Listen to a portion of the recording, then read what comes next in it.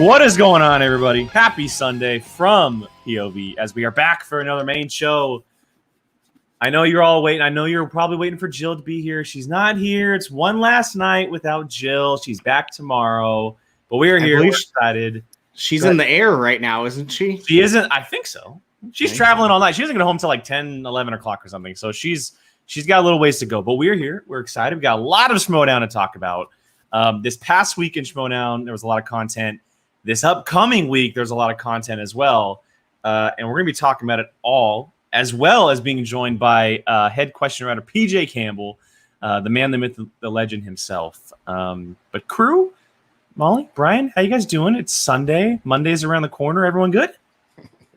Feeling good. Brian's face said it all. This week is, for me, work-wise, the worst week. Is it parent-teacher conferences? No, it's so I don't know why our school does this stupid thing where there's 3 weeks left of school. This week is their last graded assignment week. So everything in the last 2 weeks doesn't count towards the grade? Yes. Which means they're not going to show up. 0 cents. What's the point of that? We keep it secret from them. Oh. That's not illegal? I don't know. I hate it. I hate it. So So then you just have to think of like busy work for them, basically. I'm the cool teacher, so we just play games for 2 weeks.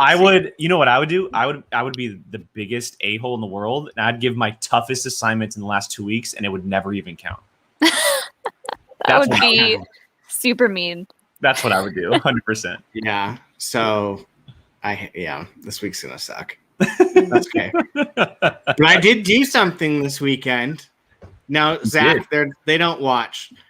I hope. I did something mere mortals do, and completed the whole entire Lord of the Rings trilogy. Extended editions. I think it equated to 12.6 hours of movies, and I was like, oh, all right. Not enough. And that was, you know what? I'm honestly considering this my first time watching them. Well, that's how I was when I did it last year. I did it last year because I hadn't seen them since because I watched them for the first time in 2011. Like I had never seen them. And then I watched them and I was like, oh, cool. I watched them and I moved on with my life. And then about 9 years later, I watched them again. I was like, okay, I see what they're going for now. Yeah. So still kind of don't know what the heck happened. Thank you, Billy. Proud of you. To that point, everyone watching, Brian not knowing what's happening, he asked if hobbits were regular size or small size. Because the very first scene, they're with animals, and the animals are the same size as them. I mean, that should be a clear indication. I'm sorry. Wait, did you think Gandalf was huge? I thought everyone was like, I didn't know what was going on because everyone was Andre the Giant. Well, because all of a sudden they're milking a cow, and the cow is not taller than them, and I'm like, what? I thought they were tall. I thought they were short, and they're like the same size as all the animals. And I was so confused at first, but that's Brian's headspace while watching Lord of the Rings. Well, it's the first thing I see. Yeah, the first thing I see is animals all being the same height, and I'm like, I thought they were smaller than the animals. So yeah, I don't know. Other than being confused on their size, what's your final? Give us your final takeaway. I liked it. It wasn't bad. I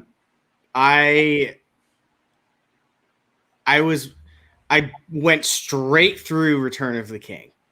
Like I told Molly and Jake and Jill that naps were being taken in between the first two because I was just dying. But the last one I was able to 4.5 hours all the way through. So Did you get super pumped when the Riders of Rohan showed up? Yes. He doesn't know what you're talking about. No, I do. I'm trying to piece them. thank God I played the video games, the Shadows of Mordor video games before this, so I knew just like teensy bits of like things, and that helped. But yeah, names in this movie. Whew. Yeah, the names are this like Star Wars level of confusing. Yeah, Names. so it was quite the ride for sure. There are still so many questions. I'm just like, what was the purpose of you? Like, you had no purpose. Why were you here? Well, there's a ton more of that in the books, and especially if like I don't think you would ever read the Silmarillion, but it's a hard one to get through. Yeah, so Alex is going to need to start Lord of the Rings explained, because I'm going to need that to understand who and what the heck just went on. Yeah. But yeah. I mean, he's got plenty of time now. Why not? Yeah. Not doing anything. I kind of got bullied into like watching it all at once by Alex and Molly. So Yes. All right. Well, we have a lot of fun things to talk about tonight. I do want to bring this comment up because this is just awesome. Ryan, you rock. Take that, Bateman and Guy. Take that. Yeah. Just kidding. Love you. Yeah. Look, hello to everyone in the chat. Thank you guys so much for joining us. And just real quick, because we are going to bring him on here in just a second, I do want to bring this up. If you guys have questions about question writing, or as he put on Twitter, maybe his favorite movie or what he likes to cook most, or any questions at all. How much bacon he's had today? Sure. Hit that Streamlabs link, hit the super chat, throw your questions in there. Look, this has been the best year of Schmoedown so far, and we're only in May, and a lot of it has to do with questions. And so you guys might want to pick his brain a little bit, because he is a head question writer. And real quick, we will be revealing our next guest on Happy Hour about halfway through the show. So stay tuned for that. It is coming. It's a good one, too. It'll be a good one. Did you say guest or guests? I said guests. Okay. Yeah, it's multiple. And it's going to be a fun one. It fits the month of May very well. And I'll leave that at that. But let's go ahead and bring on our guest. Can I say one thing? I just want to say happy birthday. Happy birthday. Oh, happy birthday, David. Happy birthday. Happy birthday. So, yeah, everyone give David a big happy birthday. Yes, I would like to not attempt your last name. No, I'm not. Happy birthday. Nefelkamp. Maybe is that what it is? Maybe? Probably. He'll pick on me in the chat, I'm sure. Yeah, they'll let us know. All right, let's go and bring him on. He is the head question writer. He's just an all-around great dude. He makes the Schmoedown work every single day, and that is Mr. PJ Campbell. What's up, guys? It's good to see everyone. Hello. Brian, how much bacon have I had? 5 pieces today, actually. Thanks for asking. I had some for dinner. Only 5. Wow. That's Only a low 5 side today. I know. Never enough bacon. Never enough bacon. No. Never enough bacon. Oh, well, thanks, guys, for having me back. Number one, I like being here. I like all you guys here. How are you guys? Good. It's a Sunday. Schmoedown's kicking butt. Weather's getting nice here in Northern California. I can't complain. Yeah, I know. I keep seeing all the nice pictures from Sacramento, and I'm like, about time to come up and visit. I'm just home. And my mascot was the Bruins. We were up at Ponderosa. Jake, you and Brian actually probably know I went to Ponderosa. The Bruins are the mascot. So again, like I put it on Twitter when I came into that Bring It On question. When I was looking at it, I wasn't the one who wrote it, so I'm not throwing anyone under the bus. But I looked at it and I went, mascot, totally fine. I didn't think about it because our team and our mascot were the same.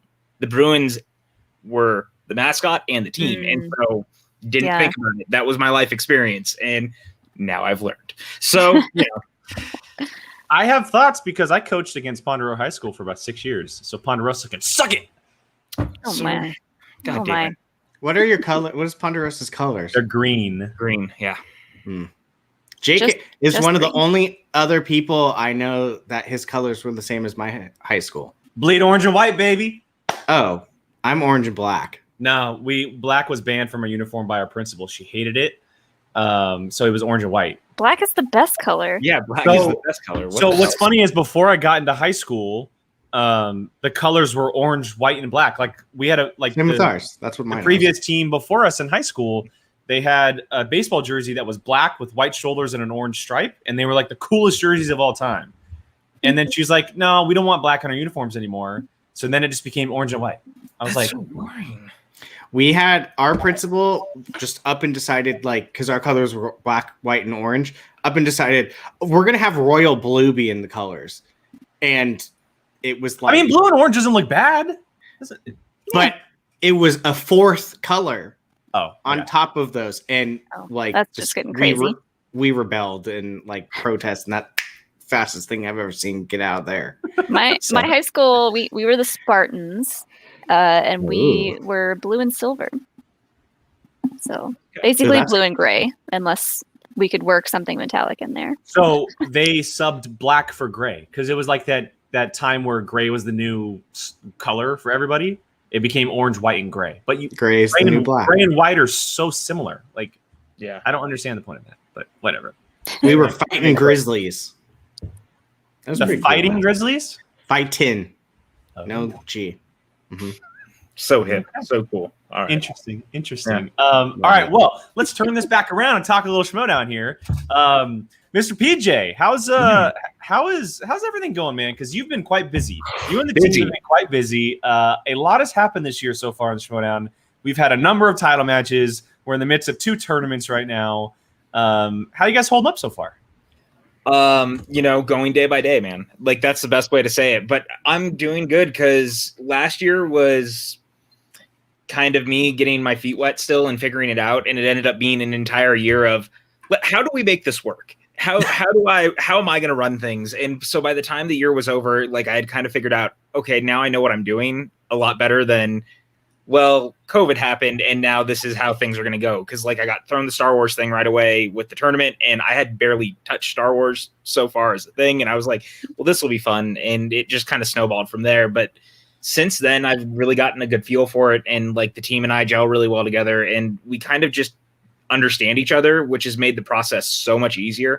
And we have phone calls from time to time, and like we all just kind of work through things together. And we have documents now where if we don't necessarily like a question, we can kind of go into it and try to rework it and workshop it a little differently. But we all have a better understanding of each other, but also like how we can push the game. And that's my big thing, is pushing the game in different directions. And that's been my whole thing for this season, is push the players a little bit, have more fun with it. Like that was my whole thing with IG, and like kind of going in and just decimating it. And I was like, we're starting over. Like IG needs help.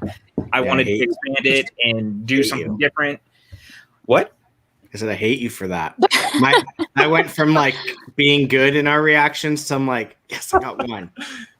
Yeah, well, look, the thing for me, and I've said it a couple of times, because I think I even said this on Backstage, geek culture is so much more than just superhero stuff. And that was my, like, that's fair. We had Star Wars, we had Star Trek. Why was Planet of the Apes not there? Why was Alien and Predator not there? Like, why were these other things that Lone Ranger wasn't there, Zorro wasn't there, but we had Indiana Jones. We didn't have pirates. Like, we didn't have all these things that are geek properties. And for me, I wanted to see it expand. I wanted to see us finally being like, oh yeah, there's all these other really cool things out there that people love. Why don't we explore that? And so, I got to give Christian credit. He was like, you know what? Go for it. Like, it was a crazy thing because I was expanding it by 12 different slices. I was basically adding 100 plus more movies. And he was like, nah, go for it. Like, I trust you. And he let me do it. So do Molly and I blame you for Twilight not being in IG? I'm kidding. I'll say I fought really hard to get Twilight, Hunger Games, and Maze Runner. That was a conversation that was had behind the scenes that sorry, Brian. I tried so hard, but Christian wasn't high on us doing that yet. That's fair. And, he let me do a lot of other cool stuff. I'm not going to stop hoping that I can get there eventually, because like Maze Runner fits dystopian for me, and so does Hunger Games. Like, I want to be able to do that. Like, absolutely put those in there. Some movies for later. Yeah, but there's more for the future. So when Alex started watching more of the new IG categories, there were 2 franchises that I thought would fit perfectly. One was the Mummy movies, and I think the other one was the Underworld movies. And that could open a whole bunch of possibilities if you're just looking at like supernatural nerdy kind of stuff. Hopefully next year, because I would love some Underworld questions in IG. Well, That'd be amazing. Yeah. The truth is I was like this close to being like, how much horror can I push in? Because to me, horror is like the original IG, if you will. Like Geeks started with horror, and we kind of overlooked that. And I didn't want to go down the rabbit hole yet because I just knew what a fight it was going to be. And so I was like, we'll push it off. But like Mummy and Underworld were both ones, and G.I. Joe also, where I was like, those all need to kind of be there in some capacity in the future. Yeah, you could fit Mummy into swashbuckling. Absolutely. Yeah, it's basically an Indiana Jones ripoff, and not a bad way. Like I love those movies. Okay. Well, the first two, the less. I would like. How much are you loving the love that horror is getting whenever it shows up? There you go. Yeah. Whenever the free for all, the exhibition, are you loving seeing the love that the horror episodes are getting? Yes, because I've been wanting people to be more excited, which is last year when they announced that we were doing the horror free for all. I was like, yes, absolutely. Like, no brainer for me. And then it wasn't that long ago. Like, it was a week before we taped that one for the Walking Dead Expo where they're like, do you think you could do a horror match? And I was like, yes. Like, absolutely. And so the fun thing for that was I got to kind of mess with the categories and do some different stuff because we had the wheel.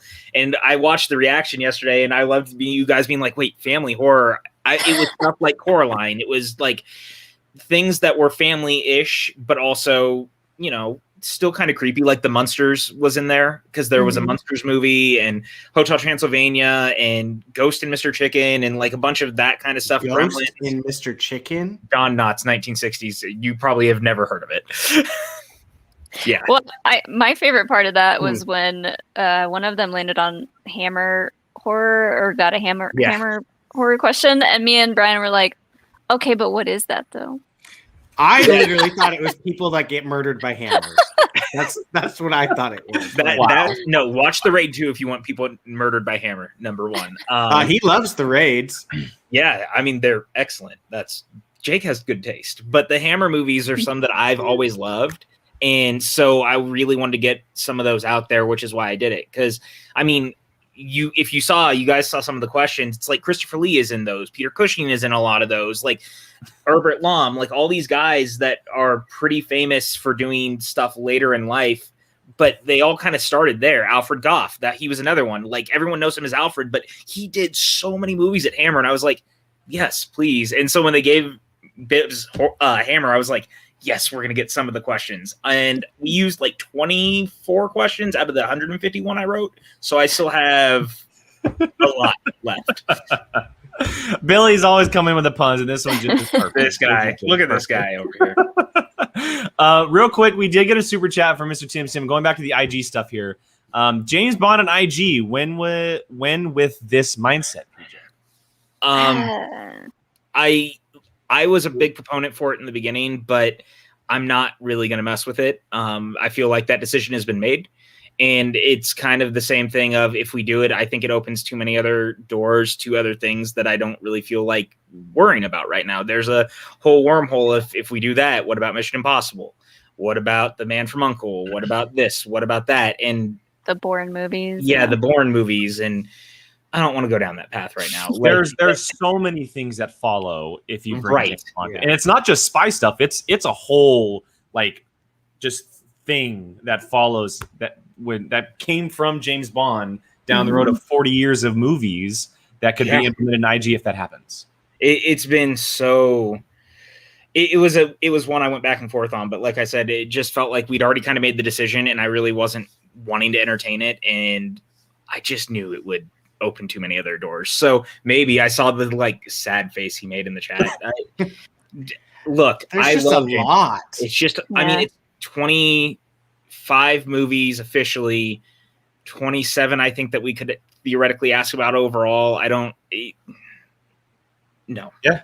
It's already in singles and teams. Like, it's all good. And we get the James Bond exhibition match as well, which is a big deal too. So it happens. I didn't actually. It's funny that you said like the James Bond, because I didn't even think about the fact of it opening up the door to other stuff, because I mean James Bond's already a crap ton. Then you if you throw Mission Impossible, that franchise is still going. They're at what, 7, making 7 8? and 8 are both being shot. Yeah, That's 30. What is that? 36 movies in its, or no? That's 33 movies in itself, right there between two franchises. And then you add Bourne, and that's what, another 4. Yep. Yeah, And it's just it kind of just rolls. Right. And the other thing is like, depending on what we do with Star Wars next year, that also has to open up the door of what are we doing with the Marvel stuff. And that's another thing I'd already have to worry about, because there's those shows on top of everything else. So Bond is the furthest thing from my mind, because we start doing other things, I have to actually worry about it. So, well, and to help you out, there's enough geek stuff that is coming out that will cover that. Like sure, it would be cool to see James Bond in IG, sure, but there's enough geeks products that are being made that will cover that space. Sure, they're not going to be spy stuff, but you might get a spy superhero movie or a spy something that might fit the build of a James Bond movie that is much more IG than what James Bond is. Mm-hmm. And Bond, look, I'm not going to say Bond's not IG. Like, it, in a lot of ways it is. It's got a supervillain for every movie. It's got like these crazy tech gadget type things and all these different locations, like all these layers. It is a superhero movie at its core. Like, all those Bond movies are superhero movies, but I don't really, again, we'd like made this ruling so long ago that I don't really want to mess with that ruling unless we've like officially decided this is the thing we're doing, when I can also put in other things like Jurassic Park, and like that to me made a lot more sense at the time. Absolutely. All right, we do have a couple Streamlabs here to kind of veer the conversation here. This one's for Toby Thrawn. Toby Thrawn here. Question for the man, the myth, the legend, PJ Campbell himself. How much would you love to write questions for a horror division? And with the hype after the horror free-for-all and exhibition, do you think we might actually get a horror division by season 9? Do I hope that we do more with horror? Yes. Do I think we'll ever get a division? Probably not. Like, Christian's made it pretty clear how he feels on that, and that's totally fine. I would love to do like every October, like a small tournament with 7-8 players, see how that goes every year. Like, that could be fun. But that's really above my pay grade. But if they ever wanted to do it, yes, absolutely. Like, it's not going to take much to get me to do it. Like, you guys saw, I was having way too much fun with it. Like, anthology horror, I was going everywhere. So there was just so much stuff I wanted to explore, and I hadn't like, one of the things I did, and again, you guys wouldn't, I wrote 151 questions for that match, and every single one of those questions was not something from another thing that I'd asked about. So that there was a bit, essentially like 151 plus movies that were just waiting to be asked about that we really never touch on because we don't. And that's what I was enjoying out of it. So, yeah. I just want a horror belt so bad. It would just be so cool. I don't even care about the league. Sorry. Horror is not my thing. I just want to see someone design a horror belt because it would look awesome. Super chat from Maxwell here. PJ, meh. Thanks, bud. I appreciate it. I will say, I think that, and I know it's going to talk for a long time, not just with horror, but something like Disney as well, a division for these properties. I personally think they serve best as either a yearly exhibition or a yearly free-for-all / tournament. I think it's because it also reserves or lets people get hyped up for when it happens. And you also have to think, unlike Star Wars or like IG, for example, it might not have the sustainability as those two divisions because of the amount of players that might commit to a horror division. That's tough. It's people who are committed to watching only horror films in a division or on top of whatever else they're doing. If they know there's a tournament that comes every October or like an exhibition match for the Skybound stuff or something, it would create a really big buzz. I mean, look what the free-for-all did last year. That was awesome. I loved it. It was so fun. And even for non-horror people, it was super exciting. Mm-hmm. I think it works best as a seasonal thing, not a thing that happens year-round. Just because it might lose its specialty if it's every year continuously rather than being like an exhibition now and a tournament down the road or something.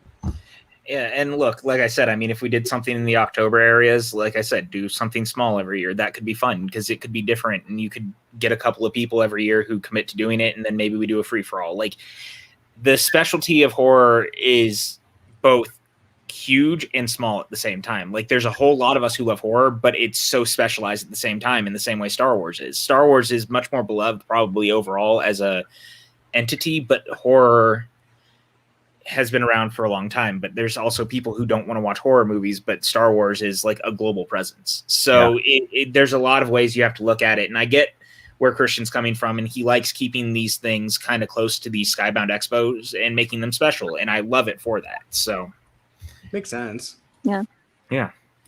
I think if I had the choice, I would say the free-for-all with these kind of things works best because the questions are just fired off, right? You can get as many players as they want in there that have. I mean, like last year, we didn't know Adam Collins was going to be in it. He was in it. We saw JTE in there. We saw Mark Hoyk in there.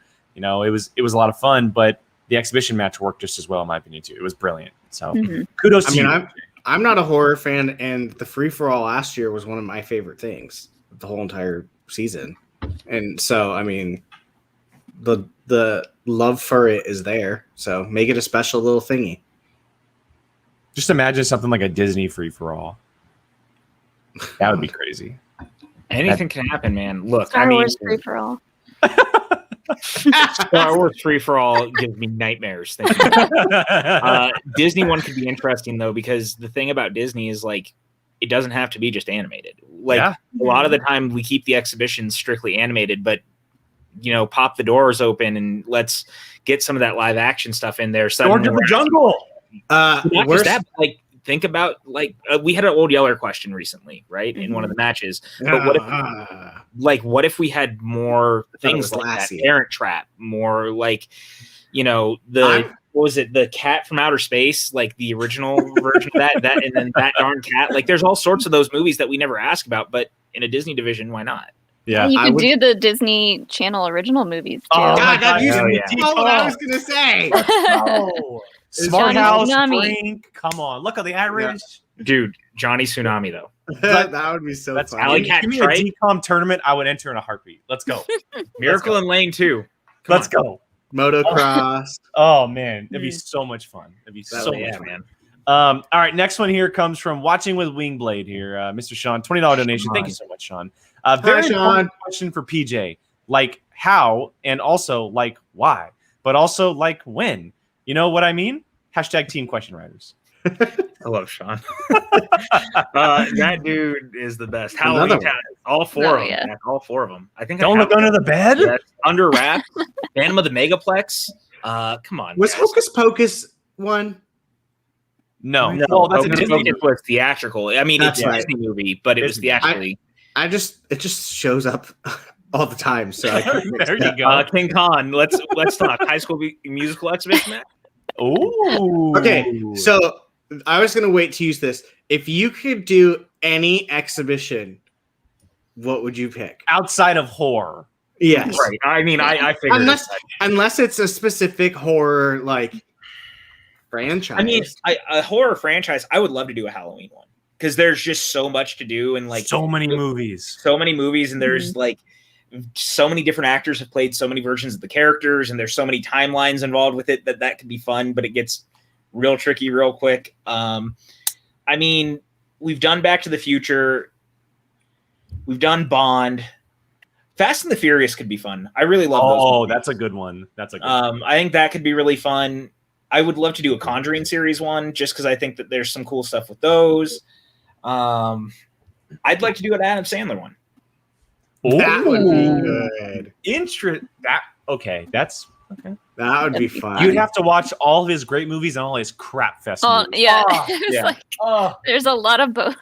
Like Jack and Jill. Oh, no. I like Franco brought up John Carpenter. I like that one too. Molly, what is your genre? This John Hughes. That's John Hughes, yeah. John Hughes one could be fun because he's written so many. And like writing counts in the Schmoedown, so that becomes very interesting very quickly. Before I signed up for something like that, I would have to see exactly how many movies would be in something like that because I'd be like, oh no, I have a lot to study. Yeah, Brian Ward, yes. Ooh, yes. I like that the range in that one could be so funny. Ooh, Jim Carrey, Tarantino. Medea. Do a Kevin Smith one and have him co-host. That would be fun too, because I love the Kevin Smith movies. Like, I could have a lot of fun with that. I'd have. There's so many possibilities. There's so many possibilities. I'm up for anything as long as it makes sense to me. This is funny. Movies that begin with the letter F. Like, I'll be honest. When they came to me about the Top Gun one, Christian immediately on the phone, he goes, "I say this out loud, and I already know what you're thinking. How?" And that's when he was like, "Here's what we're going to do." And that's how, like, the wheel came together of us being like, we're going to spin things off and do different things, but it'll still be for the Top Gun 35th anniversary. But he knew immediately, because I was like, I'll do a Tom Cruise exhibition, but Top Gun scared the hell out of me, because I was like, I don't know. Like, I like the movie, but yeah, that match was great. I don't think I knew a single answer. No, I'll say, because I texted Jake actually to see if you guys were going to do a reaction to it later, because we sure are. I think it's one of the most fun matches in so long, because it reminds me of the season 1 and 2 matches. We haven't watched it. Yeah, we're gonna Brad and I, and possibly a guest, and Molly obviously might pop in too and just enjoy us watching us, seeing if we struggle or not. We will be doing a reaction at some point this week. Yeah, so don't spoil it for us in the chat, you guys. I did have a lot of good things to say about the categories and the wheel slices, because I was like, oh, this is different. This is fun. I had a lot of fun with it, and the thing about the exhibitions is it kind of gives me a chance to decide what I want to do down the line, because I can mess with categories. I can do new things, and if I like the thing and I think that there's a little bit of longevity, if I think I can get at least a couple of really good matches out of it, I might consider putting it in later. Like, the horror one was a perfect example of, what if I found a way to expand horror next season? Like, if I get a chance to, maybe I can do something a little bit different. So that's one of the things I like about the exhibitions, is it opens me up to being like, what else can we push? What can we put out there? Like, you never know. We did 2 Jurassic Park matches, and I was like, you know what? What if we just put Jurassic Park in IG? Yeah. Same makes thing. sense. Which absolutely makes sense. Love it in IG. Yeah. You love it now because you both don't have anything to do, so you could just watch movies all day long. And when it was IG time, there's so many movies you get to watch. I have Star Wars to study always. That's true. And I mean, but every now and then, a little IG here and there. Yeah. Oh yeah. When Alex was like, I'm gonna get into IG, I was like, yes, let's watch movies that aren't Star Wars. We're going back to space with a bunch of them, because Alien and Predator are almost all space-based. So, you know. Yeah. But it was just a delight for me. I would like to see a Spaceballs exhibition. Oh my God, that'd be amazing. Dude, a Mel Brooks exhibition would be... Oh, there you go. That's so actually better. There you go. Because I love Mel Brooks. Give me that chance. Oh, yeah. A Mel Brooks exhibition will happen real quick. That'd be so good. That'd be a lot of fun. All right, next one here comes from Billy. Billy Master Puns. What up, View Crew and PJ? PJ, your hard work is always appreciated, and sometimes I need to take a PJE, not my greatest pun, out of your book. My question is... Page. Page. Okay. Well, he didn't put an A, so interesting. That's the point. My question is simple. How do you keep the balance of fun and easy questions and more challenging ones? Not easily sometimes, only because to me, and it's the thing that you guys see me say all the time when people go in the chat and they start saying questions are too easy or too hard. It's all subjective to what you know. Like, something that I watch and have seen since I was a kid is going to come second nature to me. And I am not going to think that question is too hard, but that question is like a 20-point question for someone else. That's where, like, a lot of this season, trying to figure out how we would tone down the 5-pointers and doing some different stuff with them, like, find ways to make questions not impossible. So it's about trying to take myself out of it and being like, what does the average person know? And that's kind of where I sit a lot of the time. So I think about people like Brian who are watching, and I'm like, am I going to let Brian get this question today? If Brian can get this question, then it's an easy question. I mean, that's fair. I'm like the perfect gauge for, like, is this too easy or is this really, really hard? Most of the time, if I'm getting it right, it's too easy. So perfect. Well, and the perfect example would be we did our reaction. Well, yeah, the horror match. But I got one. I was so going to proud of say that one Matt. Oh, I was so happy. I was like, done. Out for the match. We're good. I was going to say the match on Friday, and obviously the big miss by deception, right? The Born Legacy question for me, because I'm a Born fanatic. It clicked with me immediately, but for them, because it's maybe not something that they're focused on, or maybe something they haven't seen a lot, it was a total just misfire. And even at one point, you heard Adam go, "It's not the Bourne movies," so it was instantly out of their head. But I was sitting there like, well, yeah, it's Bourne Legacy. Beginning of the movie, Oscar Isaac's in there, Scott Glenn's in there, and so it really is all depending on how much you know as a movie fan. Like what movies you watch, what movies you're more likened to view more than others. 100%. In that question in particular, one of the things that I had done with it is I made sure that the first person I put in there, I put Oscar Isaac, because obviously Isaac, that was right around the time he started to come up, but I knew people would be like, oh, wait, Oscar Isaac was in a spy movie outside of Operation Finale. Yeah, Operation Finale. That was the one I was trying to think of. But then it was Scott Glenn and Joan Allen who were mainstays of the franchise. Mm-hmm. And that was but separating them the way I did was to try to be like, oh, maybe it's not Bourne. And I've figured out ways to like structure certain questions where it's off just enough that it might throw people. The Fear and Loathing question was a perfect example of that. Like, you put Benicio del Toro last, you leave Johnny Depp out, and you put a couple other people around it. Suddenly that question looks foreign.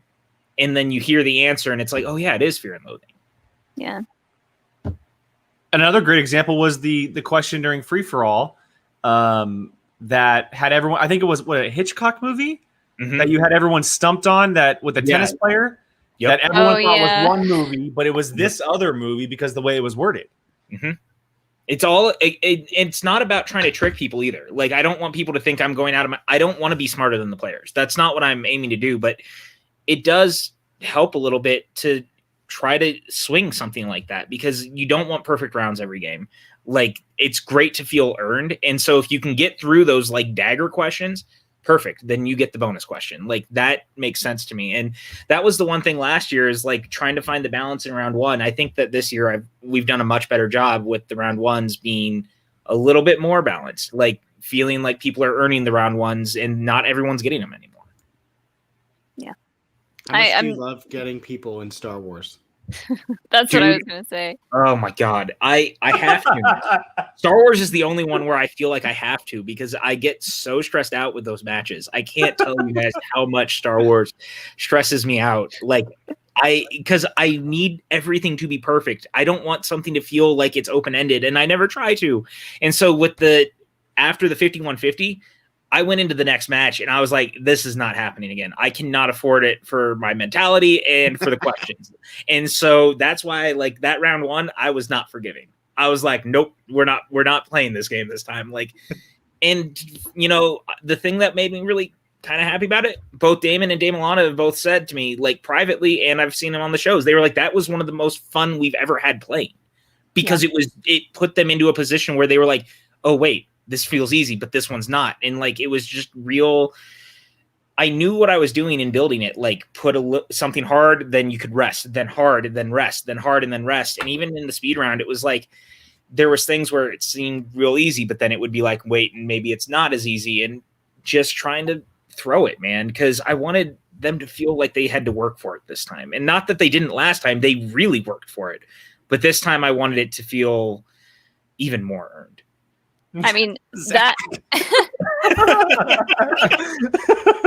I loved all those questions, and I love this mentality of like, yes, we're going to turn this up to 11, because so many perfect games are happening, and as a Star Wars player, that's so much pressure going into a match and being like, as soon as I miss a question, that's probably it for me. So when they both missed in round one, it just immediately takes all this weight off of your shoulders, and you're like, okay, this could be anyone's game. And so, yeah, I'm digging the harder questions. You know, I've been advocating for that this whole time. Oh, I know. And you know, I I answer to a higher power, and sometimes there's a little bit of back and forth on the way that we see things. And so, like, for me, this was one of those times where I was like, I wanted it to feel different because I wanted the matches to be distinct. Also, like, you don't want 5150 to happen again. Like, it needs to feel that historic moment. You don't want to try to repeat that. So how do you repeat it? You go a different direction. And I feel like we achieved that in the best possible scenario. The only thing is they both missed 2 in round 1. And then I was like, oh my God, we're going to end up in sudden death no matter what. I was already stressed out thinking about it because they were still tied going into round 2. But then, again, like, things just happen, man. And God, that match is so good. Yeah. Both of them. Well, the Star Wars players and all the like hardcore Star Wars fans that watch the matches, it's like you said earlier, it's easy for people like us to be like, oh, that was easy. And then the person sitting next to you is like, what? Who? That sound, was that in English? Because that's, it doesn't sound like it. And even sometimes, like, you guys know, I love Star Wars, but even I write stuff and I'm like, what am I writing? Like, just that was me reading the subtitles this weekend in Lord of the Rings. I'm like, I still don't understand what they're talking about. Yeah, and I've had to start creating I have what I'm calling like 20-point questions, which are like my sudden death insanity questions for in case that comes up again. And so we'll see if we ever get the need for those, because there's some stuff in there that I'm both excited and terrified to see if you guys will get. So, so like more of the color flags behind someone's head. I mean, that's a perfect sudden death question. I will say, when I saw the flags, I went, those are the flags. Like, those are the colors. And Alex, he's talked about that question before, and he will say, like, I knew vaguely what the colors were, but not exactly. So, like, that's the level of Lord of the Rings nerd that you're dealing with. Like, a question like that, they were like, oh, no, maybe it's this, but I'm not sure. Instead of like, I have no idea. Yeah. I don't know if I've ever told this story on air, and I mean, I have no problem telling it now because it's like a year after the fact.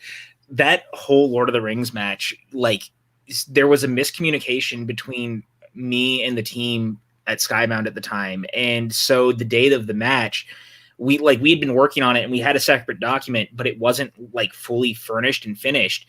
And so I was finishing the match while they were playing, and they were playing perfect. And all of a sudden death questions I was writing as they were still playing.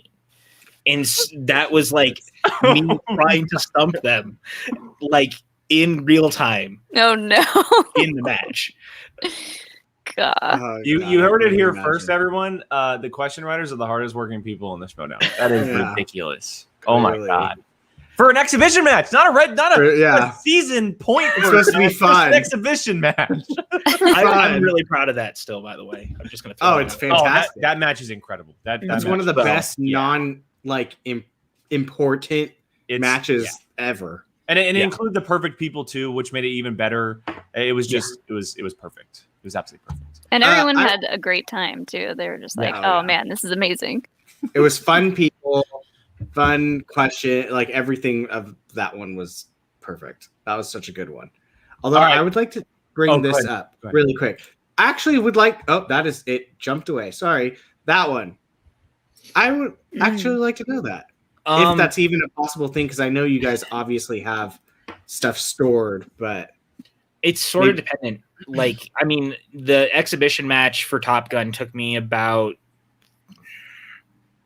12-ish hours overall because I wrote 150 questions for that. The horror match, I shouldn't say I took more time with it, but it was making sure that with the horror one, because I was using a lot of the anthology stuff and Hammer horror, it was taking me a lot more time to go through and make sure everything looked right. So that one took me 36 hours.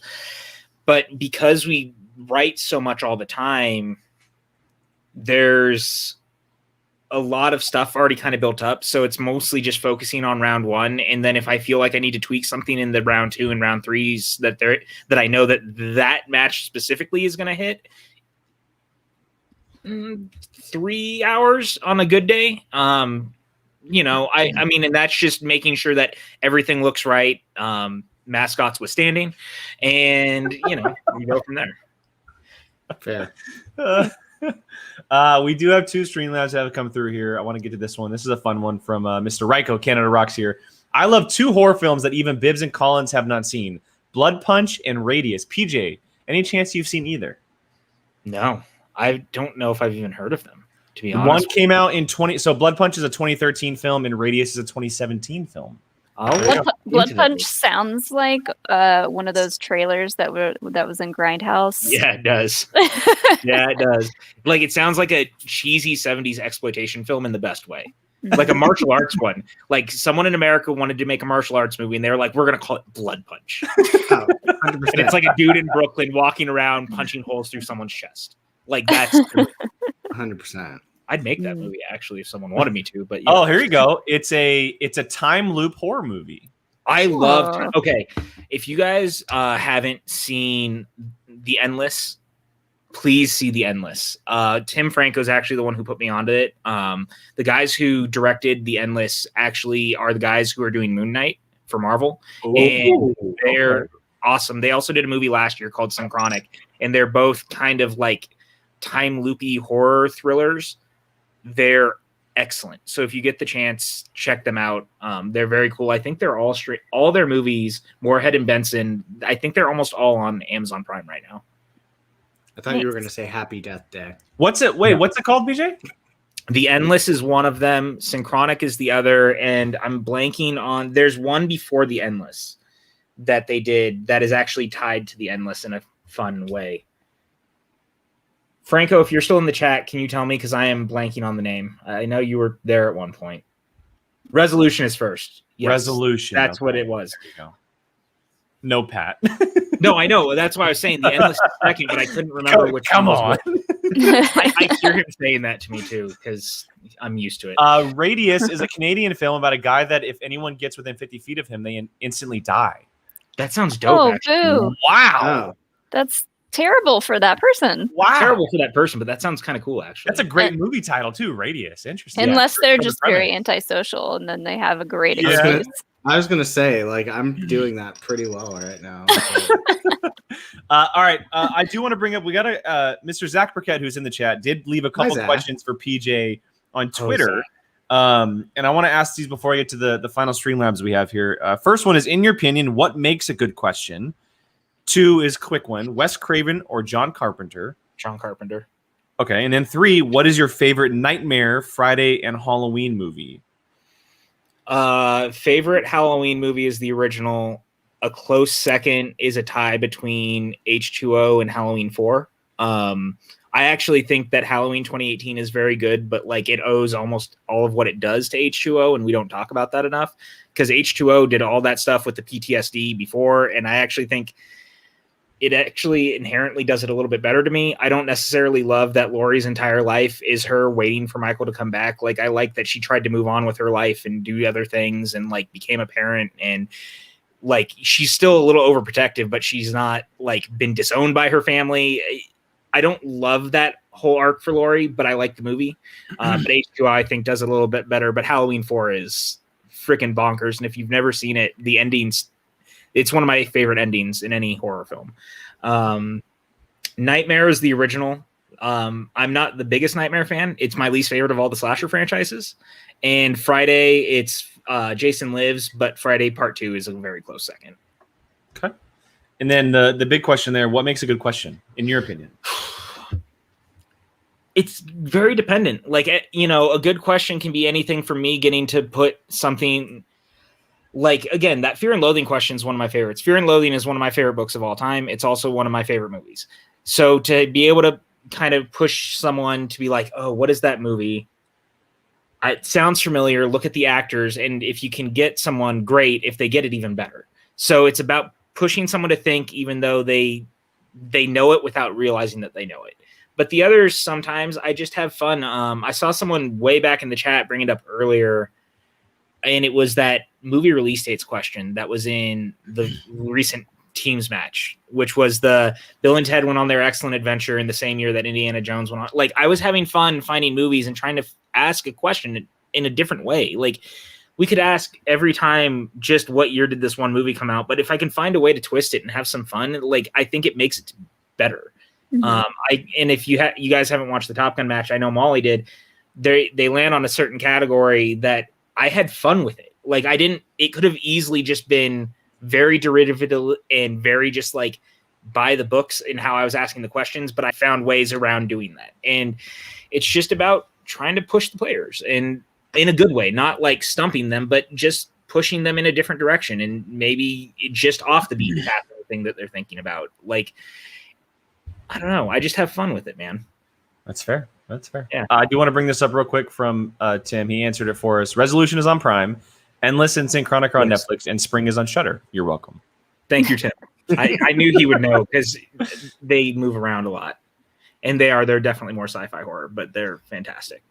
All right, Daniel here with the Streamlabs. This is a good one. What's up, crew? What's up, PJ? Do you think an MCU division is probable in the years to come? By 2023, they will have produced 10 or more MCU films, bringing a total of 33 movies. If Star Wars can have a division of 12, then why not the MCU? I don't really want to, if I'm being honest. And I think the truth is it's only going to get more complicated. Yeah. Far From Home looks like it's going to make stuff much more complicated than it needs to be. And it's the same reason we don't talk about having a DC division. Like, wait, you mean No Way Home? No Way Yes. Home. No Way Home. Yes. Oh, okay. They're all home. It's all home. It's been a long. I was like, wait, what happened in Far From Home? What did I forget? No. Well, I mean, regardless, the multiverse stuff is coming. We all know the multiverse stuff is coming. Doctor Strange is going to be dealing with it. WandaVision's clearly the beginning of it. Like, it's going to get too complicated. I mean, would I be down to do, again, a tournament? Sure. Why not? Like, we do the Marvel exhibition and match pretty much every year. Like, that's totally fine. I would be down to do an 8-person tournament maybe if we wanted to do that. But like, I'm already exhausted trying to do Star Wars. Don't do Marvel to me too. Like, I promise you guys, if you want me to die, that's how you get me to die. Like, that's what does it. Like, put me in the hospital. That's it. Like, lights out. But I'm not I know that people want it, but like, we have to. If we ever add more divisions, the division needs to feel like it's going to have its place and be earned. And I don't want it to just be the popular fad thing. And that's not to say the Marvel stuff is clearly just a popular fad thing. Like, we all like the movies and they're very popular for a reason, but I want them to have their place. I want it to feel like a natural extension. I don't want it to just, if we're going to do another division, I don't want it to just be something solely based. Again, talking or what we had mentioned earlier, I think it's served best as a yearly thing, an annual thing that happens, whether it's just a match or whether it eventually gets to a small tournament or a free-for-all style thing. It would take less stress off these guys. And we also have to think of it this way, and I think we talked about on the show before, but if you expand divisions, there's always a chance of hiring more people aboard the Schmoedown too to help these guys with writing, and that could be part of the reason why it doesn't happen, because the Schmoedown can only get so big as far as employees, right? Mm-hmm. Depending on how much viewers there are and how much traffic it gets on the website. And so it's a matter, it's definitely not just a matter of whether or not they would do it, but whether it actually can happen or not. So that's something that everyone kind of needs to keep in mind when asking these type of questions. Well, and again, like, it's all about, like you said, how can we handle it? But also, Star Wars is such a singular thing that it made sense, especially in the beginning, to do it. Like, doing something with Marvel, I don't want it to feel like we're doing it just to do it. And I feel like that's my fear. If we do something like Marvel, you're doing it just to do it because you want people to watch. And I don't want it to feel like that. I want these things to feel special. That's why I like the horror stuff. Like, again, would I love to do it? Sure. But at least it feels special and we get people talking about it. And that's what I want. Like, I want people to talk about it. I want them to be excited, and you want to leave people wanting more. The moment that you open the floodgates to do other things, it stops being special, and that sucks. Like, it just does. And that's something I think we forget about. Like, we live in a society with entertainment being given to us all the time that people are very expectant, and we don't need to be expectant all the time that we need the thing all the time that we want. Like, sometimes it's better to get what you're given, enjoy that thing, and if you get more, great. And if not, that's okay too. And maybe it's because I watched a lot of British television growing up. British shows last 2 or 3 seasons and then they end. So, British TV is some of the best TV. Oh, exactly for that ridiculously reason. good. It's ridiculously good. I don't know why it is. They realize when they've like reached their full potential, and then it's like done, no more. Yeah, unless you're Doctor Who, which in that case, Doctor Who can go on forever, and I'm also okay with that. But my biggest fear with Marvel also is at what point can you draw the line, because there's going to be questions that you need certain things from a show. Right. And then you're like, well, someone challenges something and it's like, well, in the show, it doesn't, well, this isn't, we're not talking about shows. And that's something that I've been thinking about a lot lately, because like I said, like last year I loved IG because it was like, I could answer questions. Whereas this one now it's made me think like, well, if we, at some point, like they're going to be like, well, it happened in WandaVision and it's like, where are we going to draw this is where line? true continuity comes into play with this type of thing, where Star Wars, right, it's all connected, but the movies don't rely on like something like The Mandalorian or Rebels, etc. The movies are going to rely on these television shows. And that's where it now becomes a bigger issue, because they're pumping out shows like no other, and they're going to be doing movies just like that. So it like becomes a bigger issue. Yeah, exactly. Definitely. Like how much is WandaVision going to impact the Doctor Strange movie that would potentially make some questions not able to be asked, or like the Marvels, right? Because one of the characters in WandaVision is one of the main characters in the Captain Marvel sequel. And where does that play in? And like the clear ties to Secret Invasion, and we clearly know that Secret Invasion is going to lead to other stuff. Like that was, I know that there was people who were real upset that I folded Marvel and MCU into one category this season, but that was one of the reasons I had to do it, because it was already going to get too complicated, and now it's going to get more complicated. And like I said, that's going to be something I think I am going to have to sit down and we're going to have to discuss next year, because if this stuff starts overtly affecting the movies in a way that questions become hard to ask, that is going to be something that we need to figure out how do we go about it, because it's the movie trivia Schmoedown. It's not the TV trivia Schmoedown. This is a good point too. Yeah, Star Wars has a lot of external places that you can find lots of good little trivia nuggets. I mean, that a great example of that was Molly's 5-pointer last year about Dooku's home planet. Like that was one of the reasons we had that, was because it was a visual dictionary type of thing. Like that stuff exists for a reason. Yeah.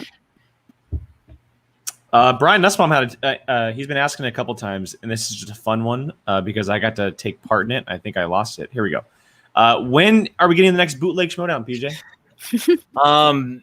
I can't say whether we've already started talking about doing another one, because there may or may not be another event coming up that's been talked about privately between everyone who already did it. I don't want to promise you guys, because obviously things are a little crazy and stuff changes, but I would love to do another one. It was some of the most fun I had last year, just having fun with some friends, and we tried to do something. You guys really poured everything out for Kevin, and so we needed to give you something back at the end of the night. Like I had no problem throwing that match together when you guys like blew the doors off of helping someone that I care about so much, who's going through one of the worst things ever in their lives. If I can give you guys an hour of entertainment out of that, then we did our job. And at the end of the day, I don't want to do it again just to do it. It's kind of what we were just talking about, right? I want it to be special. And if we're going to do it, it needs to be for a reason. It's not just going to be just to do it. I also hope it never gets to the point that we have to do it again like that. You know what I mean? Like that whole 24-hour stream was for a very specific reason, and I don't want to just repeat that sort of thing. So we'll see. I had a blast with that. I was able to help out behind the scenes, and that was like you said, it holds a special place, and it's not something that should be just like, oh, let's do it every so often. It's definitely a kind of a unique thing that needs to be done at a certain time. Yeah, I don't want to stay up another 24 hours. Yeah, me either. That was a blast, though. That was. Oh, it was a great time. Like said, obviously, it wasn't for the best of Kevin's fighting, but of course, it was incredible. Was it worth it? Yes. Oh, I want to do 24 hours a week again? No. Not really. It got up to what, like 31 hours? It Or was something? like It was, 32. yeah, I think Yeah. 32 by the time it was over because like so many of the shows ran over. Like, I mean, I can say it. My entire group, like when we had our morning 2-hour window or something, it became much longer than that because we had that prime spot in the morning, and I had people texting me who were like, "Hey, can we stop by? We want to be on and we want to say stuff to Kevin." And it was like, "Sure, absolutely." So we, Cushing and Levine and like getting Jason Inman and all those people who came on, which number one, I can't be more grateful that they were asking to be there and stuff, but also like that was a lot and we all got through it, but it was a long 24, 34 hours, whatever it ended up being. Well worth it though. Well worth it. Absolutely. Definitely. Brian, Molly, any final questions for the question writing master himself before we let him go? I've got 2 questions. One's Schmoedown related and one is not. Perfect. So the non Jake and I both start grinning because we're like, oh god. The non Schmoedown related question is just, other than movies and trivia, what's another favorite hobby of yours? Oh, Eating bacon. Oh man. Yeah, eating. I love cooking. Like you guys know, I post pictures sometimes in the POV Discord. Sometimes I put them on Twitter. Like you guys all follow me on Instagram. Like you guys know, I love to cook. It became a thing, especially over the last year. Just when I was trying to get my health back on track, like that was a big thing. Was cooking from home instead of going out, and so I love to cook. But I like to play video games. Maybe not as much as Alex in the like screaming in the background while we're doing things, but I love playing video games. And I love reading comics. I've been a comics fan since I was little. Like getting a Star Wars comic at the 7-Eleven and hanging out in front of it while drinking an icy was like a normal day for me. And so that's kind of spread into my and buying movies. the stack that's still waiting to go on the shelf. Yeah, this is actually a steelbook right on the top was the. Nice. I just got my first steelbook. What'd you Jurassic Park. Yes. The series. Yes. I have the 25th anniversary set that they did right around the time that World came out when they released them all on 4K, and there's enough space that I've modified it so that when Fallen Kingdom came out, it fits inside. And then when the new one comes out, I'll do the same thing so that they're all in the set together. Nice. But yeah, reading, man. I like comic books. If you've never read the Rocketeer comics, I really, really think you should read the Rocketeer comics. That's my favorite comic of all time. Dave Stevens was an all-time great legend who died like way too soon. There's only 8 issues of his original run. IDW did a really good run of it too. There's all sorts of cool shit out there, man. Like I have it as a draft, and maybe I'll do it tonight, but on my phone, it's like, if you like the tweet, I'll show you a comic book I love, and I'll just start showing you guys the trade paperbacks I have downstairs. One of them I was showing off. Be careful with your tweets. I know you might start a trend. Oh yeah, show me, and then it'll just roll. Yeah, I forgot to bring that up. So your stupid fucking tweet and then you tagged me, trying to get me. Sorry to swear, I know we're not supposed to on your show. You were who I was trying to get. 100%. You were trying to get me, and then we ended up having a show on my network where they were like, "So you have to answer Brian's tweet." And so it's like part of a bigger video where they forced me to finally answer your tweet. So there is video of me answering it somewhere on PJCN. So good to know. Yeah. Molly, you had a second question? Oh yeah. So the Schmoedown related one. In your opinion, since you've been a question writer, what do you think has been the most controversial challenge? Oh, controversial challenge? Or oh god, bring in the heat. Does it have to do with Adam Witt? Favorite Adam Witt. No, I'm kidding. Okay, I gotta say, I give Kaiser credit for trying to challenge. Like, he came in so like, I know what I'm doing, and then I texted him later and I was like, Kaiser, I love you, but you didn't know what you were doing. And he goes, I thought I remembered.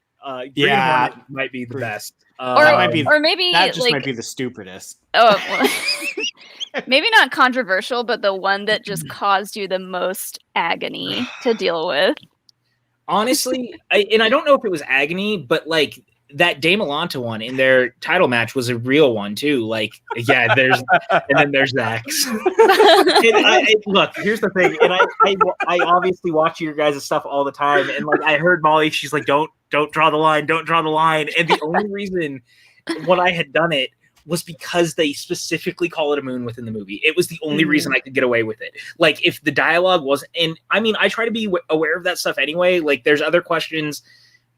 I don't want to say whether or not there's questions that are written where we try to be careful about the way we word things, but like, I'm trying to be aware, but because they, like, Palpatine specifically is like the sanctuary moon of Endor, and it's like, okay, so we're sticking with it being a moon. That's how we're leaving it, because within the movie itself, yeah, that's the thing. So that one was good. I love Dame Alanta's in the Return of the Jedi one. Like, it wasn't trying to be an open-ended question, but he was able to argue it into being one, and I was like, I can't say no. Like, I had something else in mind, but I gotta give it to him. Yeah. I think the only other one really that I can think of that just like, there's been I don't know if I can talk about it, because there was like a potential challenge on the table that ended up not happening at one point in a match. And I don't really want to get into it too much because I don't think any of it aired. Jesse's? Thank you, Jesse. That's fair. That's fair. Yeah, but the thing is like, challenges are always both interesting and not interesting for me, depending on the situation. Like, I thought the Andraco one with the unbirthday song, like, I guess we could have just said celebration without holiday, but I also think that like there's a time and a place where you know kind of what it's talking about, because that is such a specific thing that the unbirthday thing is a huge part of like pop culture at this point, where it was like, I mean, I get the point of the challenge, but I've also kind of been like, sure, like, you know, like, fine. All right. Well, I don't know if I necessarily agree overall, but I don't also want to cause anyone a problem. And I can understand where the wording can jumble someone, and I'd rather just fall on my sword, and like, I'd rather not have an argument with someone about it later. Yeah. You know?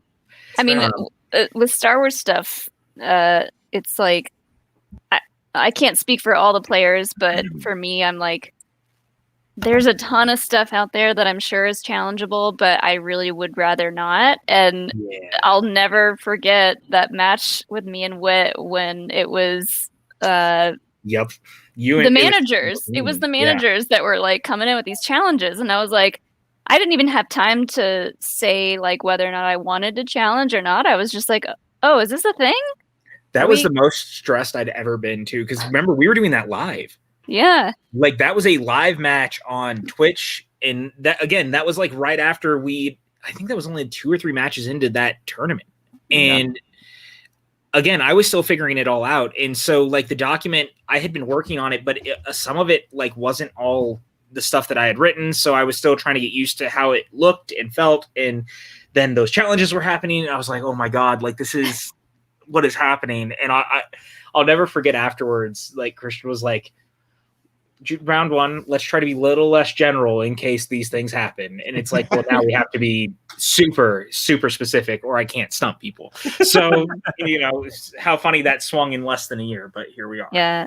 And I hadn't watched the previous match that had just aired, which I guess ended in a challenge. So that's kind of why Sam said that he was Scrimshaw, I think it was. Yeah. So I didn't even know how that had ended at the time. So Sam coming in with the challenge, I was like, okay, what? Okay, I mean, I wouldn't challenge that, but if you want to, I guess, sure.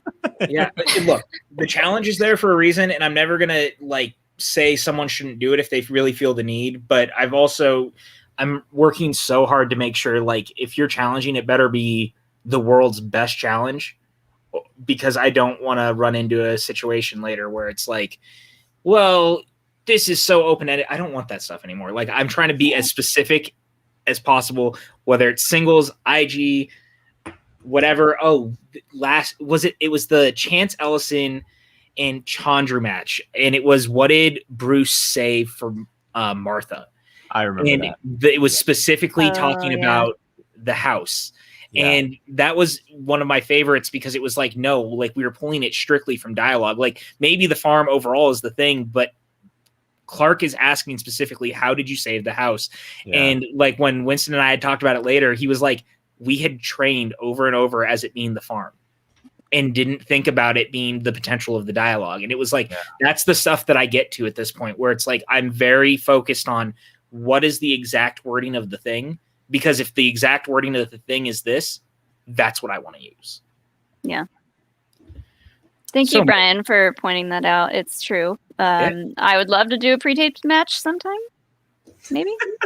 One day your time will come. You're waiting for another new one in person. Yeah. Oh, yeah. So I'm hoping that they do something. Character. I'm hoping they do something at Celebration next year, because that's always a good time. To Celebration. My last question for you is, of all the cities that we have been to for the next live event, what new place would you like to go to? Sacramento. I want to take it home, dude. Yeah, I do. I want to take it home. I want to go back home. I want to take because the weird thing is, like, Lady Bird took place in Sacramento. No one talks about Sacramento in the way they talk about Hollywood and Los Angeles, but Sacramento is the capital of California. I made it out. I'm now like the head writer of this really cool internet game show that mixes wrestling and character work, and I want to take it home. We've got the venues. We've got the venues. Like, the downtown life is great. I want to take it home to Sacramento because I also want to be like, I came from here, and like you can leave here and still do the thing that you want to do. Like, Sacramento is such a cool place. I want to, man. I want to take it home. I want to go to Sacramento. People would love Sac. They would absolutely love Sac. Yeah. It would be a great location for sure. I know so many people that live there or near there now. So yeah, I would love that. I 100%. If we do Sacramento, I'll be on the first flight home. I'll spend 2 weeks there. I'll hang out with everyone. Like, we'll do everything in Sacramento. I love Sacramento. Got a place to Take stay. it home. Yeah. Exactly. And we're going to a Kings game, motherfucker. Yeah, baby. Yeah, baby. All right. So one quick comment Streamlabs did come through for PJ here. It's from Daniel again. I personally wrote questions for this for a fan league for a little bit. And all I say is that whoever is writing the multiple choice questions or options in PJ's department deserves a raise because it's hard. It is definitely a tough job. And I applaud the writers. There you go. Thanks, man. I multiple choice. It, depending on the situation, is either my favorite thing or the worst thing in the world. The ones I actually have the most fun with are the Star Wars ones, and that's only because I like to go into, depending on the situation and what I'm asking, I like to look at some of the old Legends stuff that I remember, and I'm like, what if I put one of the Legends things as a multiple choice option? And like, just to, because, you know, it's kind of fun to be like, and at least it looks like that I know what I'm talking about, because it's like, this thing is also a thing that was in the Star Wars canon at one point. Like, I could just see a few of them going, yeah. Someone would hyperventilate, I'm sure. Yeah, especially the Dragon Con people. Yeah, and that's why it's fun. Like, and it's being very careful to, like, if it's a Legends thing that doesn't like step on in some capacity the thing that you're asking. Also, like, it's just a like thing. Mm-hmm. So that's kind of the fun I have with it. Yeah, thanks, man. I appreciate that. Multiple choice sucks sometimes, though. I don't.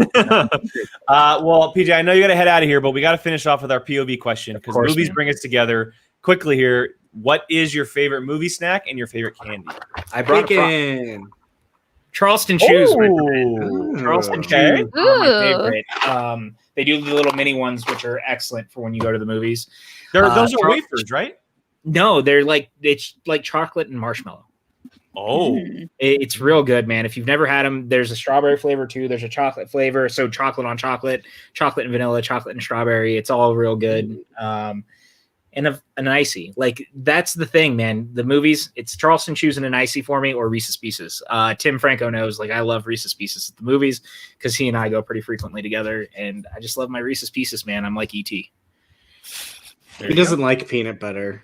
No, I don't like peanut butter flavored stuff. That's just I don't know. That's just I don't understand it. But after I saw E.T., like as a kid growing up, I was obsessed with Reese's Pieces. And dude, they're the best. Yeah, they're amazing. I've never keep seen wondering, can I sneak ET into the Star Wars division? I wonder. Yes, because it technically Right. is canon. I mean, he's not mentioned, but he's in Revenge of the Sith. He is. They're also in Phantom Menace. Phantom Menace. Yeah, maybe. Well, maybe is it just Phantom Menace? It's at the I don't. Is it? It's. I think it's just Phantom Menace. Yeah, because they're at the pod race. Like, there's a whole bunch of them at the pod race, and that always makes me happy. Like, if you notice it, you notice it, and it's like, look. And that's the one thing I've always liked about. I posted it earlier because it was 38 years ago today. Steven Spielberg and George Lucas put their hands at the Grauman's Chinese Theater. And the thing I was thinking about in that, like, I had posted it on my Instagram story. It was like, I want someone to look at me the way that they look at each other, how proud they are of each other. But like, if you look at their movies, all the little nods back and forth and the stuff that they did when they were working together, like the hieroglyphics in Star Wars or in Indiana Jones that are Star Wars related, or in ET when it's the Yoda, and like the stuff like that just makes me so happy. And that is the biggest friendship goals of all time, is to be Steven Spielberg and George Lucas. That's what I want to leave you guys with. All right, there it is. PJ's parting words. Well, PJ, thanks again, man, for hanging out for the last hour and 15 minutes. And we got to pick your brain. It was fun, and you are always welcome on POV, man. Thank you. Hey, man, I will come back anytime. I know it sometimes conflicts with the stuff I do at the other place, but I'm always going to make the time. But now I'm going to go do nonsense with Sean Sullivan for God knows how long. So when you guys are all done here, come over to PJCN. We're going to be doing all sorts of nonsense for, dear God, I don't know how long, but we'll see. Tell Sean hi. We haven't seen him. Tell him hi. We'll send over all our viewers, all the view crew, and they'll be over there very soon. So thanks again, PJ. Yeah, anytime, guys. Night. Later, man. Bye. Whoa. Just gotta adjust it. That was great. That was he was able to pick our brain, or we were able to pick his brain a little bit, and got some really good answers from him. Backstories on a lot of things that were happening in Schmoedown, how kind of the process is. So I'm sure a lot of people have been wondering kind of what goes into it. So that was really fun to kind of get his side of it, from everything that happens. I could ask him a million more questions, and I'm sure he would be like, all right, enough. Go away. Yeah. All right, let's shift gears a little bit before we talk about this week's matches, because there are a lot.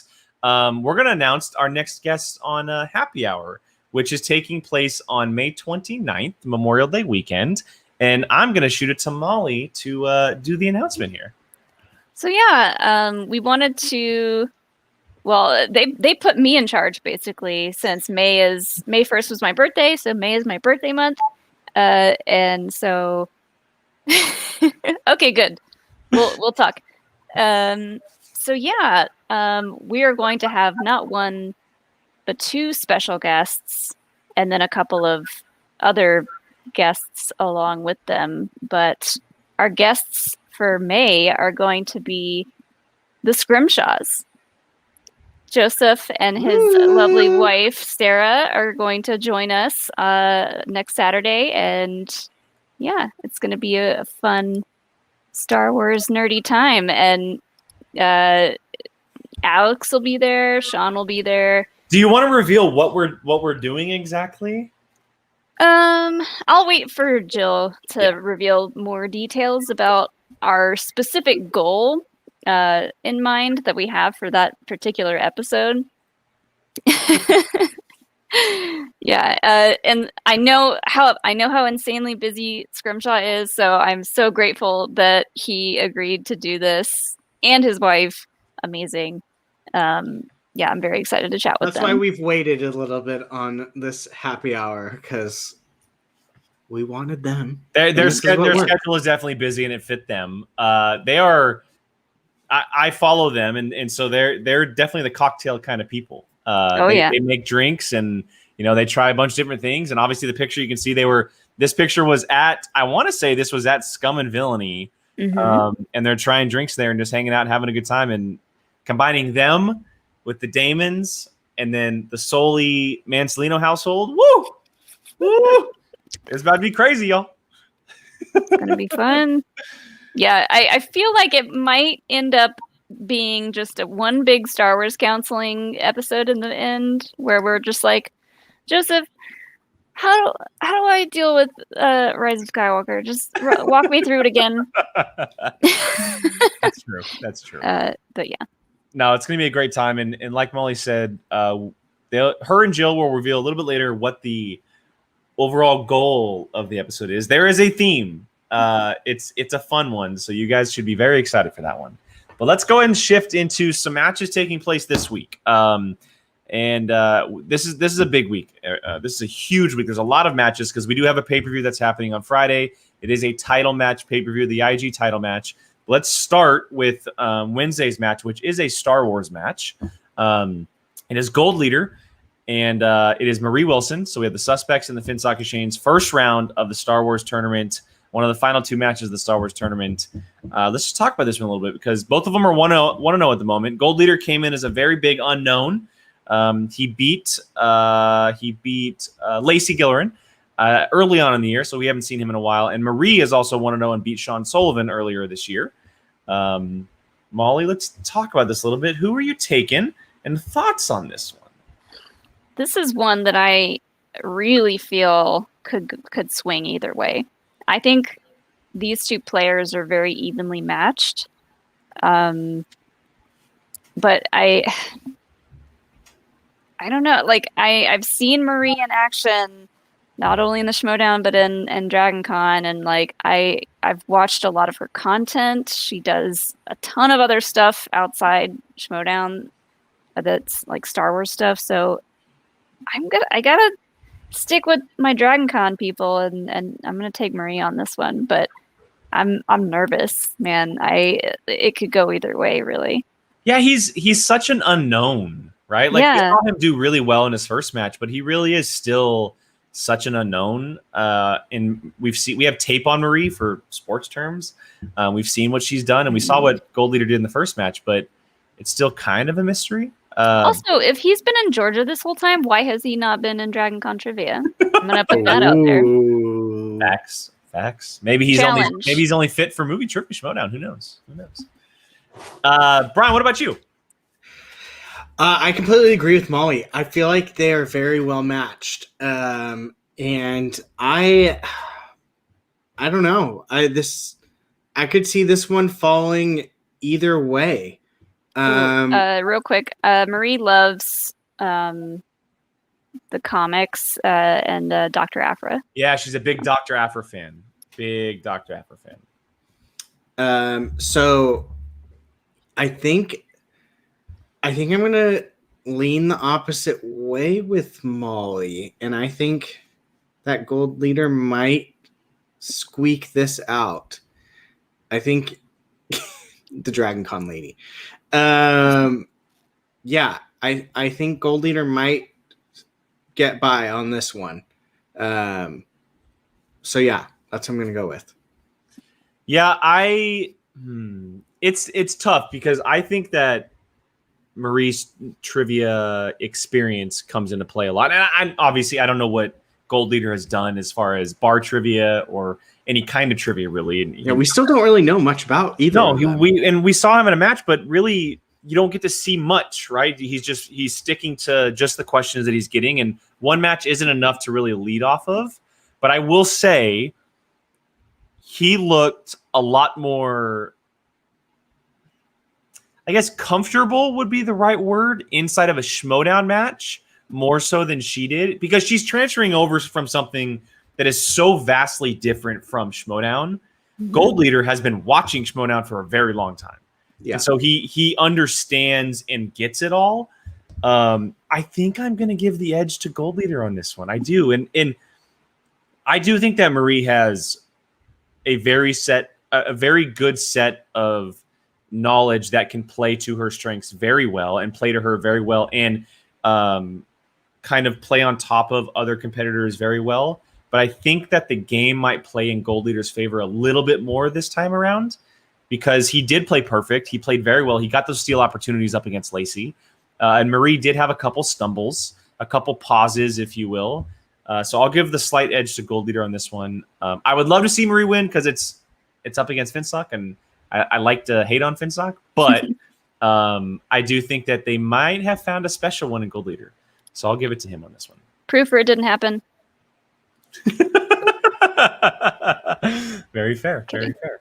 All right, the next one, which originally was supposed to be the team's final, but I think it may have gotten switched. So we're going to talk about the IG match that's happening this week. It is Greg Alba and it is Taylor Robinson. We are finally getting to see them this year. It isn't an IG match. We got to talk to Taylor just a few weeks ago on the show.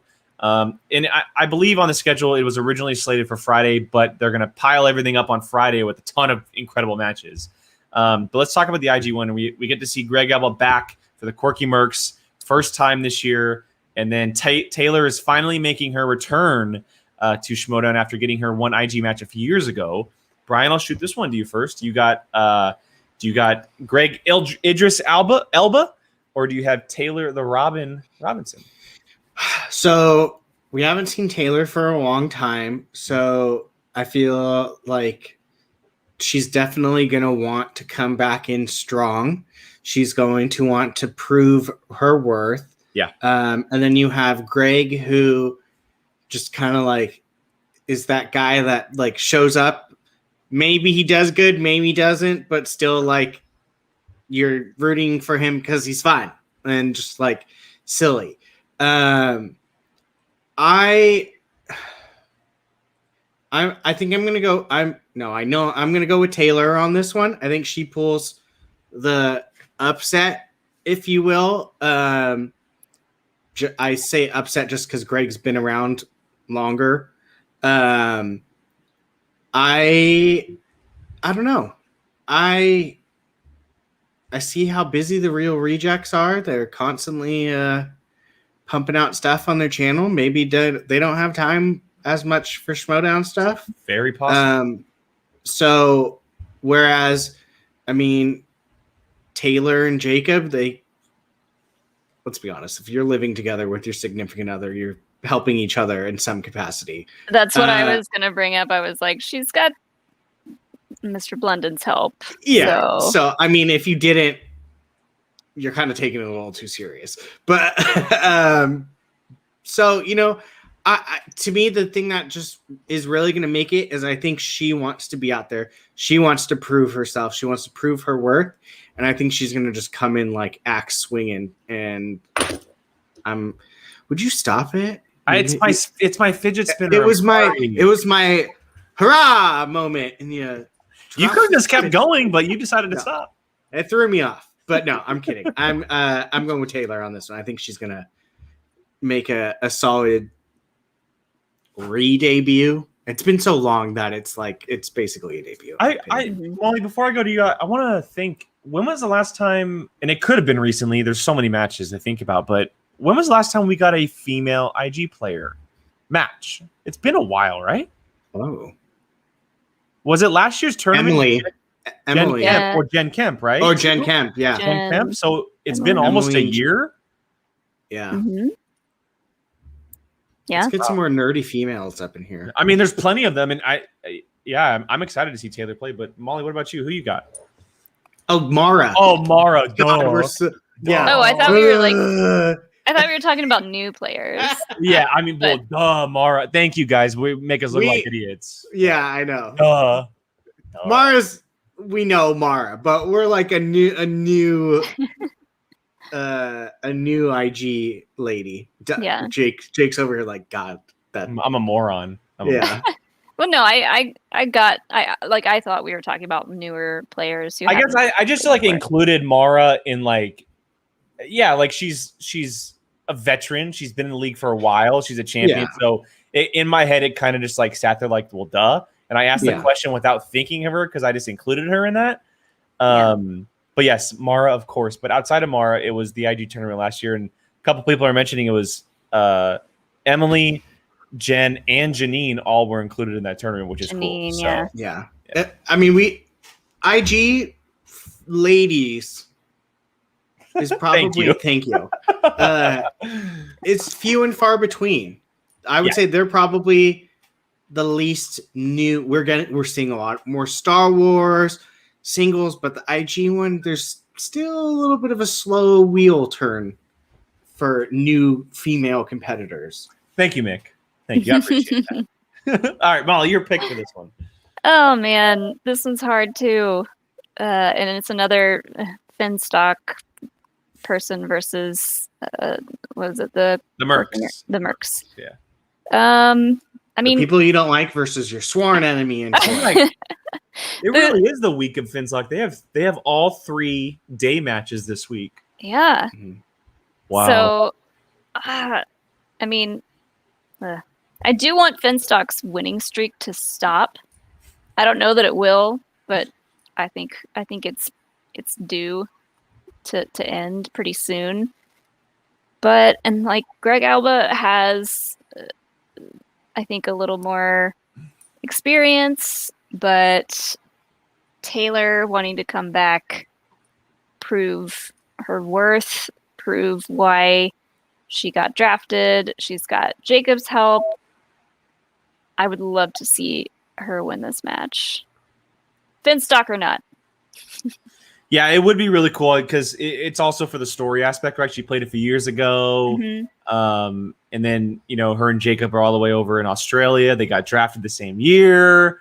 And it would be a really cool story for her to win. I definitely think that she has a good chance, but a lot of people had mentioned it early on. I do take into account how well Greg played against Kalinowski last year. He took him to the wire, and Kalinowski recognized that. And yes, definitely channel priorities could come in play. They just interviewed Henry Golding for the Snake Eyes film. I mean, they're doing a lot over on Real Rejects, but I do think that he has their knowledge is definitely specific. We saw that with John Humphrey, right? Things play to his strengths. Sometimes they don't. Same thing with Greg, but I do think that Greg is the more capable IG player out of the two. And I do think that he'll probably walk away with the win on this one. Although I think Taylor puts up a huge fight. I just can't wait to see it and Taylor mentioned on this show, but the two of them are really good friends and they've been friends for a while. It's going to be a really fun match. It's going to be a really fun match. And we haven't seen a couple fun IG matches in a while. Like the Hannah Parker one was intense.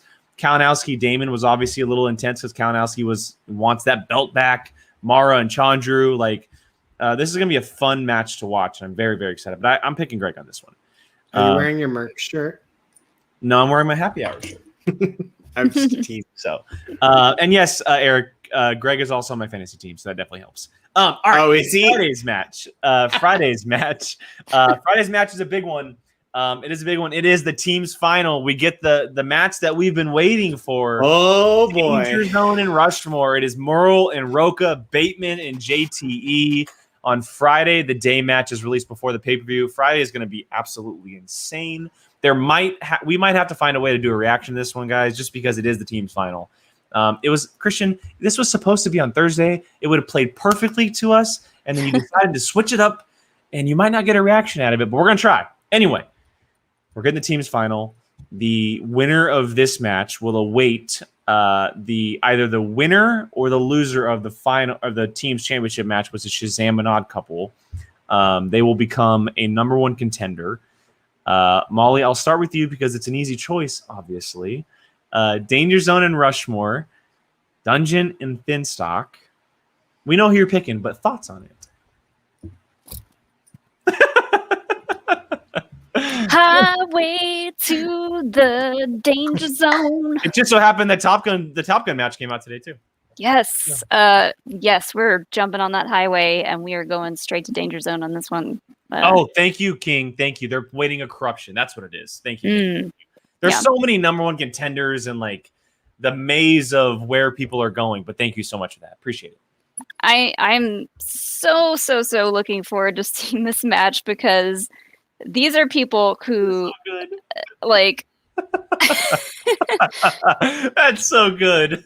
These players have been in it for long enough and have really done some fantastic character work that we're none of us are ready for the promos that they could cut. No, for the trash talk that we're going to hear during the match. The egos this week. Oh my god. It's going to be insane. And Kaiser always shows up and has the best jokes. And we'll see if Gucci can get that Burger King Wi-Fi to work. That is very true. He is somewhere that it is not working for him. So, yeah. Brian, what about you?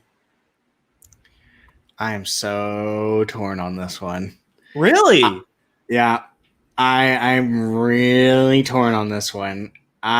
Because JTE is helping me in my fantasy like no other. I mean, I have 2 players, so I get a win-win. So I have Merle and Roka. So. Oh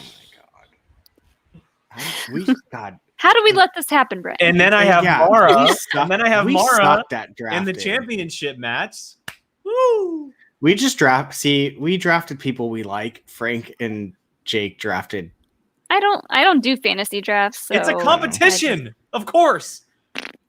Yeah, those 2. That's why I said when I made that tweet the other day, like, third place and down is the real fun. Let those 2 have their eat. I'm the best fantasy fest. At this point, I'm going for lowest points. This is golf, right? Yeah, exactly. Yeah. At least you knew that golf was all about the lowest score. Look at that. Look at you. I know some things. I really don't know. Again, I think I'm gonna go with Rushmore. Just because for the second time, Danger Zone squeaked their way by. The second time, in my opinion. I mean, let's be honest. That it was Deception that lost the match, not Danger Zone that won. I love this cool emoji thing. Oh, the goat and the outlaw. That's amazing. So yeah,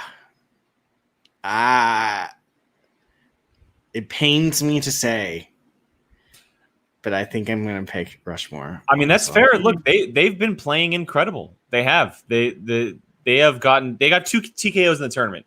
They TKO'd Press Room, and then they TKO'd Lightning Time, and a lot of people were picking Lightning Time to win the tournament. They were. JTE has looked not just as JTE of old, but JTE of better than ever, and Roka looks just as good as well. But I will say this, and I do agree with Brian that Danger Zone stumbled. Deception lost the match more so than Danger Zone winning the match.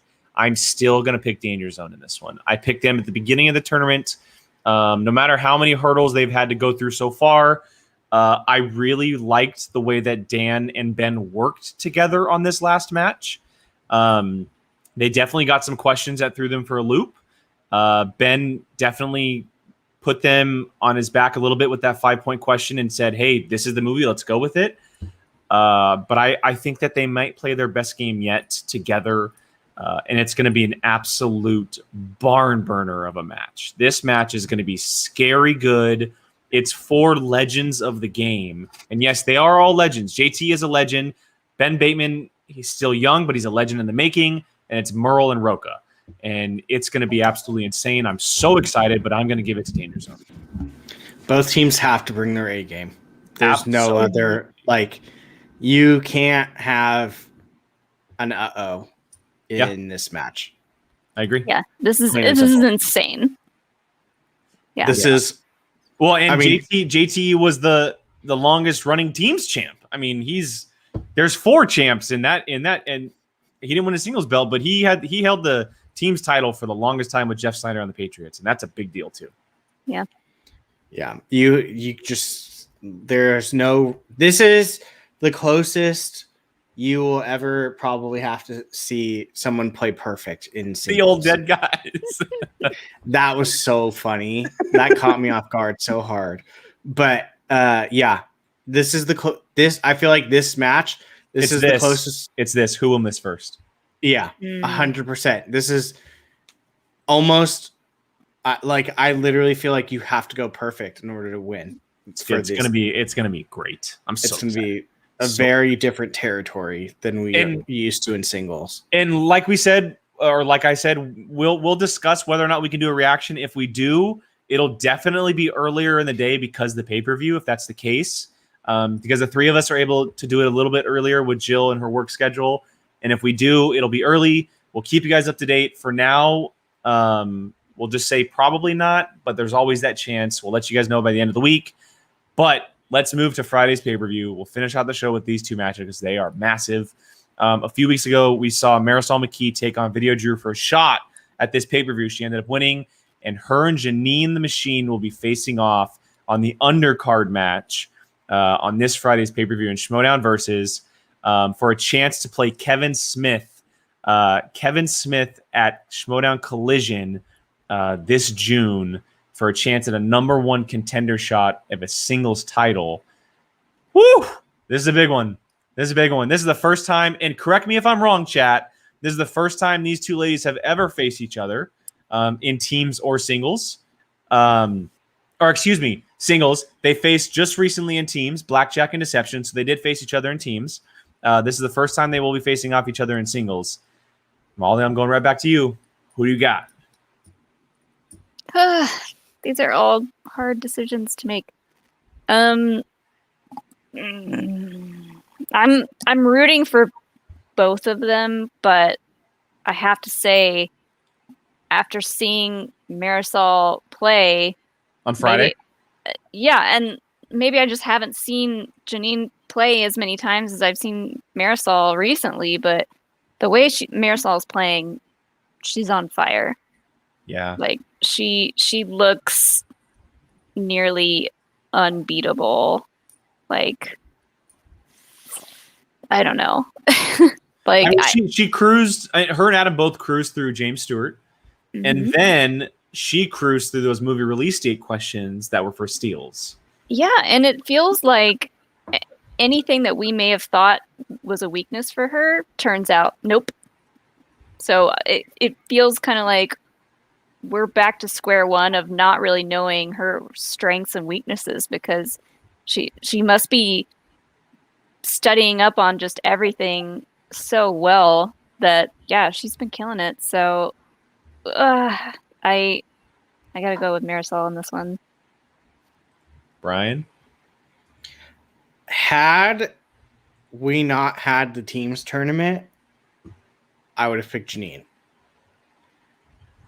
After seeing the teams tournament, I don't know anyone that can beat Marisol right now. I kind of agree with you. Like, and even the former champ himself is championing her, be like, this is your next belt holder. If Adam and her were to play against each other right now, as much as it would pain me to pick, I'd pick Marisol. Like, she's terrifying right now. Like,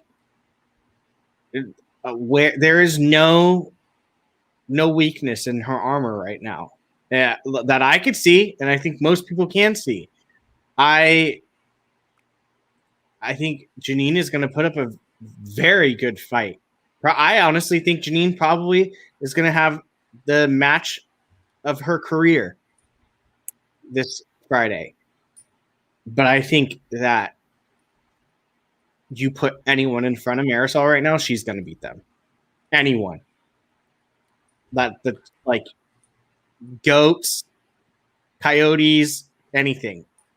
I feel like she's gonna beat them, and it's terrifying. Whether or not she wins the belt this year, which she's on that path, she is high probability of winning Player of the Year because of the way that she's playing. If she continues like this, there is a big chance that she can be Player of the Year by the end of the year, and it's only May. She still has a long way to go. Imagine her in a tournament right now.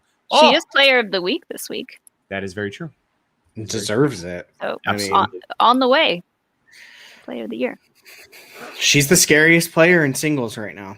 Yeah, I would agree with you. And I'm with you. I'm picking Marisol as well. I think that she's looking unstoppable. And it's nothing against Janine. Like Brian said, I think she's going to play great.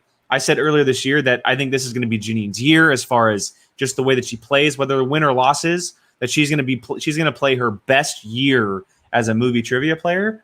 But unfortunately, she's running into someone who looks unbeatable. Like, looks unbeatable. And when she does win, and then when she faces Kevin Smith, I think that she ends up beating Kevin Smith by a lot and then facing the champion with the belt.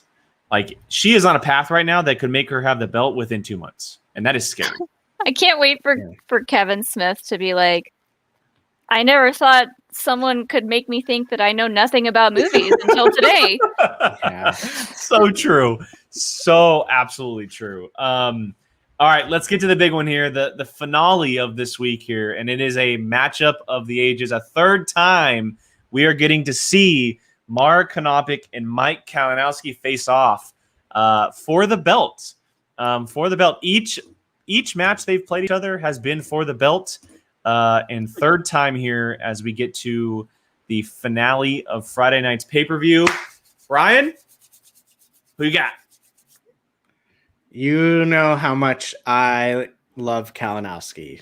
Kalinowski has been one of my favorites since the beginning of me watching Schmoedown.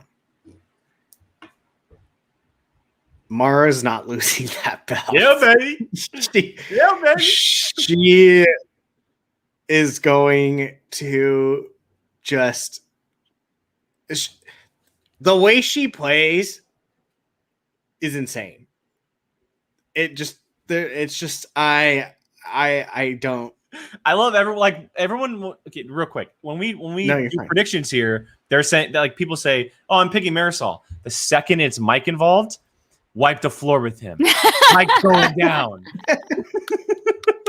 Everyone just like take him down. Oh man. I mean, Mike's been on this revenge tour and he's been doing great. Yeah. But I have to agree. Oh. Yeah, I have to agree. Mara is not letting that belt leave Arkansas. Period. Yeah, that Arkansas dungeon. Yeah. A lot of people are picking Mara. A lot of people are picking Mara. This is tough, man, because, but like Molly said, Mike's been playing, and we've only seen him in one match, but he looked like Mike of old. He looked like Mike of old, right? He looked formidable. He looked like he just knew things that came right off of his, right off the tongue there. I think he's going to give Mara an absolute test, more so than Chandru did. But I think Mara's knowledge with the new categories might be a little stronger than Mike's knowledge with the new categories. Because Mike, for the last couple of years, has been heavily playing teams. He's been playing singles. Mara is a strictly IG player. And she's been watching all these movies her entire life. The Indiana Joneses, the Star Treks, the Batman Mask of the Phantasms, the Ninja Turtles. She's been watching all those. And, like we've mentioned multiple times, her and Dan are also in the same household. And that can be scary. It's nothing against Mike. I think Mike puts up a huge test, but I do think that Mara's going to win. And I agree that it might end up being an overtime. We could easily see an overtime match that goes and be one of the better matches that we've seen, not just this year, but forever. Because this is truly a matchup of the ages. A third time for the belt. Like, my God. Come on. It's just... If only we could have gotten this match with the first Damon DeMolanta match. Could you imagine those two matches for a pay-per-view on event? The same card? Oh my God. And if that would have been like a live event on top of that, dang it. God, the amount of live events that would have just been insane this year. Breaks your heart. Almost there. Get vaccinated. Yeah. So we can party in these cities.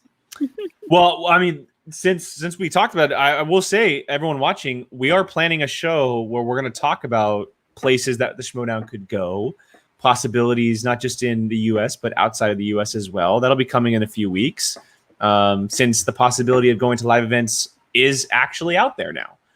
Christian is putting up polls, so why not talk about it and save them? Don't reveal them And yet. Grace. Them. Excuse me, Grace, not Christian, but Grace. Yes, you are correct. Thank you. All right. Well, I think that wraps up everything tonight. I don't think we're covering anything else tonight. I do want to say all the FCL stuff that's been happening over the past few weeks, guys. We are still playing catch up personally. The Star Wars stuff and last week's match. Sometimes we get a little busy. We will cover that very, very soon. Plus, we want to get Jill's take on the Star Wars stuff as well. She will be back this week. And as I mentioned, we're going to be doing a Top Gun reaction.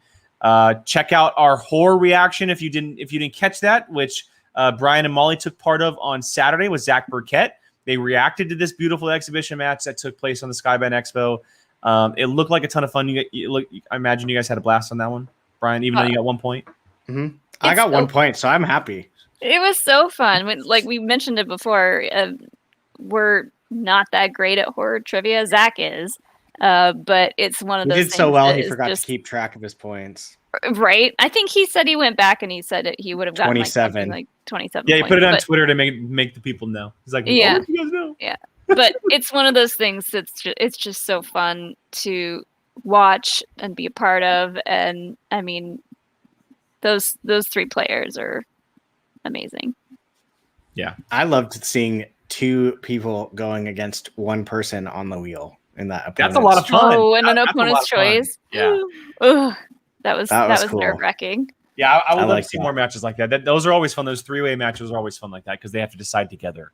And definitely go check it out just to see like what PJ did with the different categories, the slices on the wheel. Like it was very different from last year's horror free-for-all, but in a very good way. Yeah, and like we said, I am the furthest from a horror fan, and I enjoyed the heck out of it. So, yeah. All right. Well, last thing, as we mentioned earlier in the show, if you're joining us recently, we announced the next happy hour guests, and they are none other than the Scrimshaws. They will be joining Molly and Jill on May 29th, Saturday, May 29th at 5 o'clock, along with Alex Damon and Sean Sullivan for a very special event here on Happy Hour. It's going to be a blast, guys. Do not miss it. The question is, does Alex and Sean know that they're going to be part of it? Of course they do. I'm sure they were told, and then they probably forgot, and then they're going to be like, oh, yeah, we agreed to do that. Yeah, so it's going to be a blast, guys. It's going to be an absolute blast. But we're going to head out of here. We'll talk about the drink. We'll put out the recipe and all that stuff soon. Yes, it'll be very soon. It's going to be a fun Again, drink, it's fun Molly's month, so prepare to be plastered. Saying. Absolutely. I mean, he's not wrong. All right, everybody, we're going to head out. Thank you guys so much for hanging out with us. Again, huge shout out to PJ Campbell for stopping by and hanging out with us for more than an hour. Go check his show out. Do a POV raid over on The Unwind right now on the PJCN. The links are in the description. The YouTube channel link is in the description. His Twitter, all that stuff is down there. You can check that out. For now, Brian, let them know where they can find you online. Be a Volcino on Twitter and Apocalypse Movies with Jake. Yeah, that's it.